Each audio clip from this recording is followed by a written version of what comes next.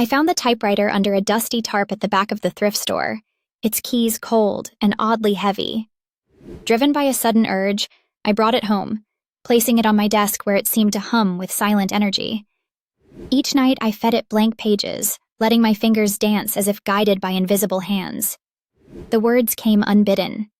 It waits in the corner. It hungers for you. At first I laughed it off, just a trick of my mind, until I noticed the shadows thickening in the room, pooling beneath my desk like dark water. My reflection in the window began to blur, my features fading as if the typewriter was siphoning me onto its pages. I tried to stop, but my hands moved on their own, typing. It erases all traces. My phone no longer recognized my face. Friends ignored my calls, forgetting my name as if I'd never existed. The world outside felt muffled, pressing through a fog that grew heavier each day. I typed desperately, "I am still here." But the ink bled, letters twisting into a language I didn't know. The last line appeared without my touch. "You are unwritten." The keys clicked once more, then silence. My chair sits empty.